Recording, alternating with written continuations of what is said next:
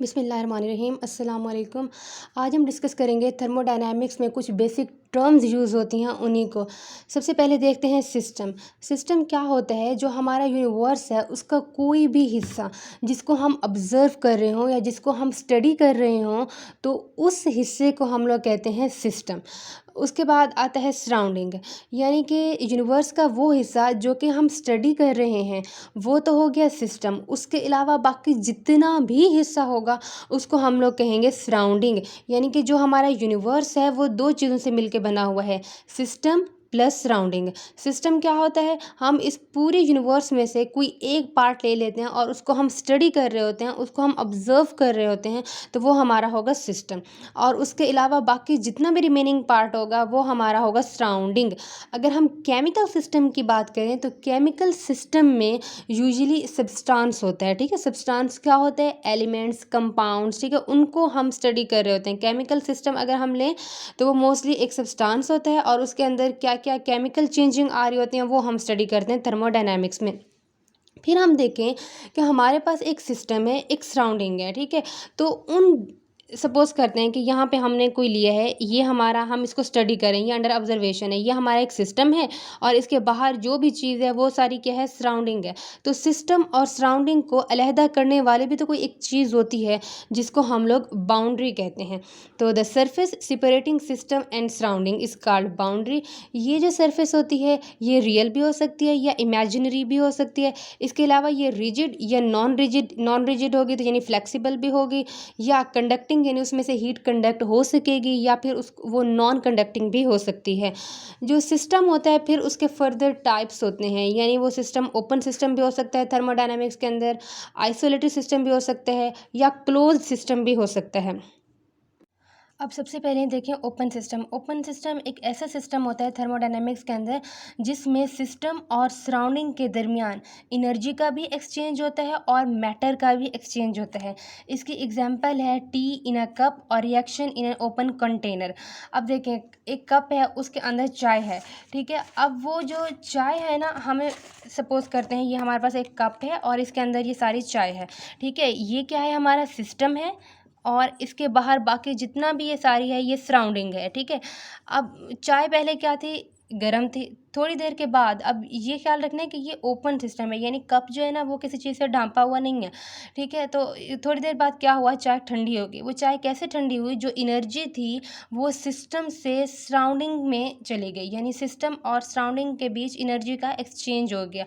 पहले ये गर्म थी, सिस्टम की एनर्जी ज़्यादा थी, फिर उसके बाद ये क्या हुई? ठंडी हो गई, यानी एनर्जी इसकी कम हो गई। ज़ाहिर है, तो एनर्जी कहाँ चली गई? एनर्जी सराउंडिंग के अंदर चली गई। ना सिर्फ एनर्जी बल्कि ये क्योंकि खुला है, ओपन है, तो इसके ऊपर कुछ वेपर्स भी बन रहे थे और ये जो वेपर्स थे ये भी कहाँ चले गए? सराउंडिंग के अंदर चले गए।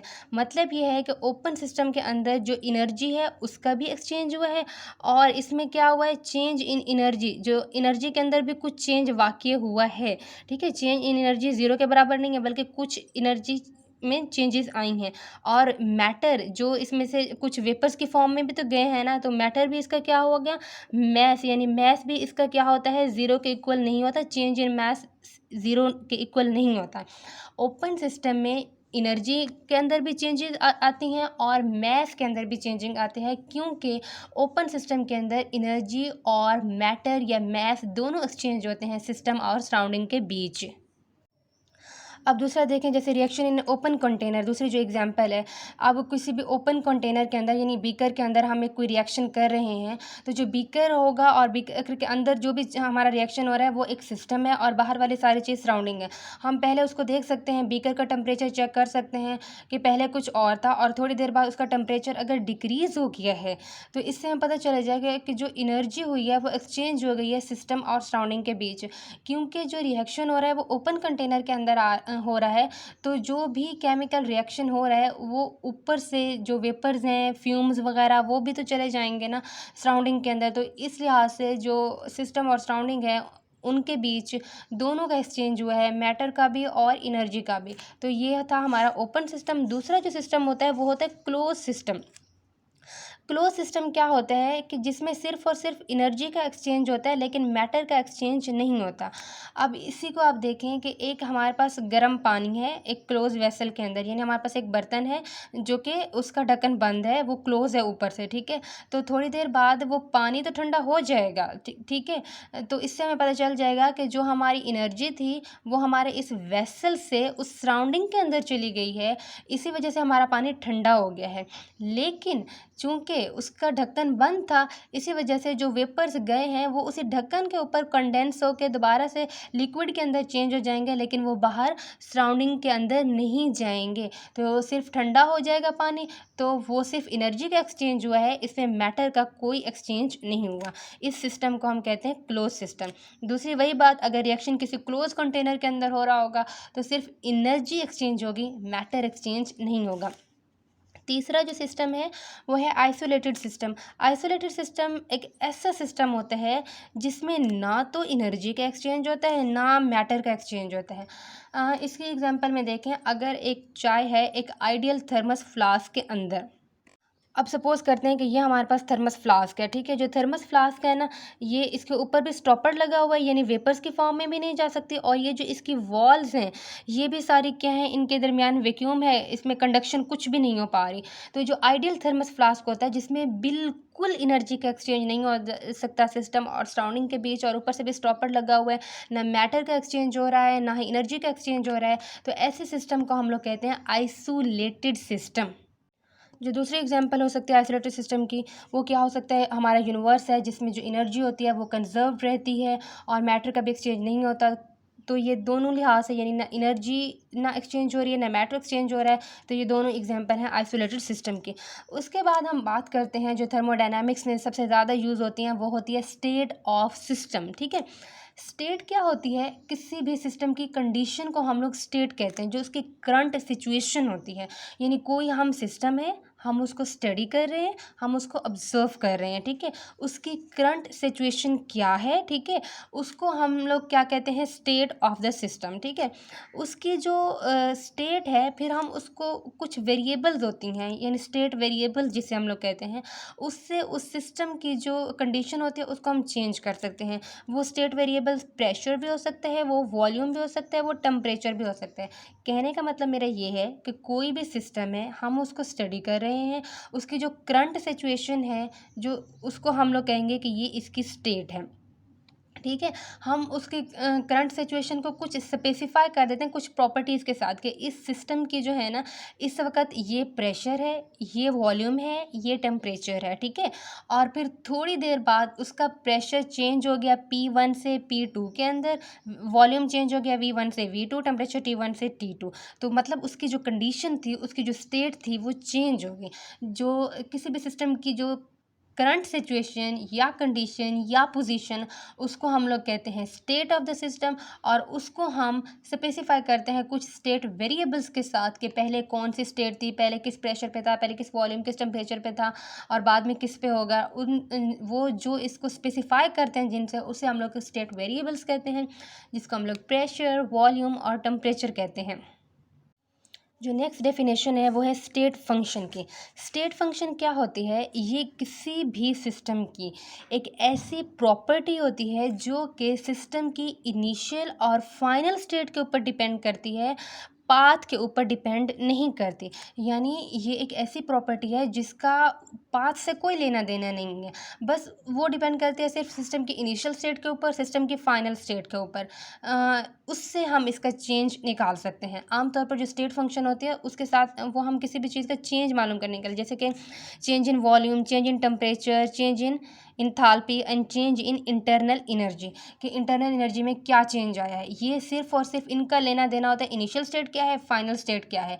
अगर किसी भी दो हमारे पास सपोज डेल ई है, तो हम एक लेते हैं यहाँ से यहाँ तक, ठीक है। ये इसकी हमारे पास जो है इंटरनल एनर्जी 1 है, चेंज इन इंटरनल एनर्जी 1 और चेंज इन इंटरनल एनर्जी 2। अगर दोनों की इनिशियल और फाइनल स्टेट सेम है, यानी जब हमने कैलकुलेट किया इसके लिए भी जो इनिशियल और फाइनल स्टेट थी सेम थी, और इसके लिए भी इनिशियल और फाइनल स्टेट सेम थी, तो हमारे पास ये दोनों इक्वल आ जाएंगी। Change in internal energy 1 is equal to change in internal energy 2। इसका कोई पाथ से लेना देना नहीं है कि ये इस पाथ ए से आई है, ये पाथ बी से आई है। बस हमारा क्या है, इसकी भी इनिशियल स्टेट वही है जो इसकी है, और डेल यू मतलब डेल यू 1 और डेल यू 2 दोनों के लिए इनिशियल और फाइनल स्टेट सेम होंगी, तो जो चेंज होगा वो भी सेम होगा, उसका पाथ से कोई लेना देना नहीं है। जो हमारे पास दूसरी प्रॉपर्टी है वो है पाथ फंक्शन। नाम से जाहिर है वो पाथ के ऊपर डिपेंड करती है, वो इनिशियल और फाइनल स्टेट के ऊपर डिपेंड नहीं करती। सपोज करते हैं हमारे पास एक है, अब देखें एक रास्ता ये है और एक रास्ता ये है। अब यहाँ से यहाँ तक पहुँचना है, ठीक है, तो ये सबसे क्या होगा, शॉर्टेस्ट पाथ होगा। अब एक वर्क डन हुआ है यहाँ से यहाँ तक आया है, और दूसरा जो है यहाँ से यहाँ तक, और तीसरा जो है ना यहाँ से होता हुआ यहाँ से आया है। तो इसमें देखें कि जिसमें जितना ज़्यादा मतलब डिस्प्लेसमेंट हुई होगी वर्क उसका ही ज़्यादा होगा। तो वर्क जो है ना ये सेम नहीं होगा कि यहाँ से यहाँ तक जो वर्क हुआ है वो भी सेम है, यहाँ से यहाँ तक जो वर्क है, नो, वर्क जो है ना वो पाथ पे डिपेंड करता है। जितना ज़्यादा पाथ ट्रेवल हुआ होगा वर्क की वैल्यू वर्क उतना ज़्यादा होगा। सेम हीट के साथ भी यही होगा, लेकिन इनका इनिशियल और फाइनल स्टेट से कोई लेना देना नहीं होगा। और दूसरी बात, जो स्टेट फंक्शंस होते हैं उनको हमेशा हम कैपिटल लेटर से डिनोट करते हैं। जैसे आप देखें डेल वी कैपिटल से, यहाँ पे टेम्परेचर को भी कैपिटल से, और इसके बाद इंथाल्पी और इंटरनल एनर्जी इनको हमने कैपिटल से रिप्रेजेंट किया। लेकिन जो पाथ फंक्शन होते हैं उसको हम स्मॉल लेटर से रिप्रेजेंट करते हैं। हीट को रिप्रेजेंट करते हैं क्यू से, इसलिए मैंने यहाँ पे स्मॉल क्यू यूज़ किया है, क्योंकि ये पाथ फंक्शन है, ये इन प्रॉपर्टीज़ के लिए स्मॉल लेटर यूज़ किए जाते हैं। इसी तरह वर्क भी क्या है, ये पाथ फंक्शन है, इसी वजह से हमने इसके लिए भी क्या यूज़ किया है, स्मॉल डब्ल्यू यूज़ किया है। अब डिस्कस करते हैं एक्सटेंसिव प्रॉपर्टी और इंटेंसिव प्रॉपर्टी को। एक्सटेंसिव प्रॉपर्टी क्या होती है, ये किसी भी सिस्टम की वो प्रॉपर्टी होती है जो कि सब्सटेंस की मिकदार के ऊपर डिपेंड करती है। यानी अगर अमाउंट ऑफ सब्सटेंस ज़्यादा होगी तो ये प्रॉपर्टीज़ भी ज़्यादा होंगी, अगर किसी भी जो सब्सटेंस है उसकी अमाउंट कम होगी तो ये प्रॉपर्टीज़ की वैल्यूज़ भी कम होती जाएंगी। जैसे कि मैस, ठीक है, कोई भी, अब हमारे पास दो बॉडीज़ रखी हुई हैं, ठीक है, एक क्या है हल्की है और एक क्या है थोड़ी हैवी है। वो हमें कैसे होगा, ज़ाहिर है उसके अंदर जो अमाउंट ऑफ सब्सटेंस होगी यानी मिकदार होगी, एक जो हैवी है उसके अंदर ज़्यादा होगी और जो लाइट है उसकी कम होगी। तो इसलिए जो मैस होगा वो भी क्या है, एक्सटेंसिव प्रॉपर्टी है। बाकी जो नंबर ऑफ मोल्स हैं, वॉल्यूम है, internal energy, gives energy, entropy और इंथाल्पी, ये भी सारी क्या है, एक्सटेंसिव प्रॉपर्टी हैं। यानी अगर अमाउंट ऑफ सब्सटेंस ज़्यादा होगी तो ये वैल्यूज़ भी ज़्यादा होंगी, अगर अमाउंट ऑफ सब्सटेंस कम होगी तो इन वैल्यूज़, ये जो वैल्यूज़ हैं या ये प्रॉपर्टीज़ जो आप कह लें कि इनकी वैल्यू भी होगी कम होगी। उसके बाद कुछ जो होती हैं इंटेंसिव प्रॉपर्टी। इंटेंसिव प्रॉपर्टी क्या होती है, ये वो प्रॉपर्टी होती हैं जिनका अमाउंट ऑफ सब्सटेंस से कोई लेना देना नहीं होता, जैसे कि melting point, boiling point, vapour pressure, temperature, molar volume और विस्कोसिटी। अब जो हम ये नहीं कह सकते कि किसी भी सब्सटेंस का अगर बॉइलिंग पॉइंट किसी और सब्सटेंस से ज़्यादा होगा तो इसकी अमाउंट ऑफ सब्सटेंस ज़्यादा होगी, नहीं, ये वो प्रॉपर्टीज़ हैं जो कि अमाउंट ऑफ सब्सटेंस पर डिपेंड नहीं करती, इनका अमाउंट ऑफ सब्सटेंस से कोई लेना देना नहीं होता। तो ये कौन सी प्रॉपर्टी है, इंटेंसिव प्रॉपर्टी, और जो कि अमाउंट ऑफ सब्सटेंस के ऊपर डिपेंड करती हैं वो होती हैं एक्सटेंसिव प्रॉपर्टी।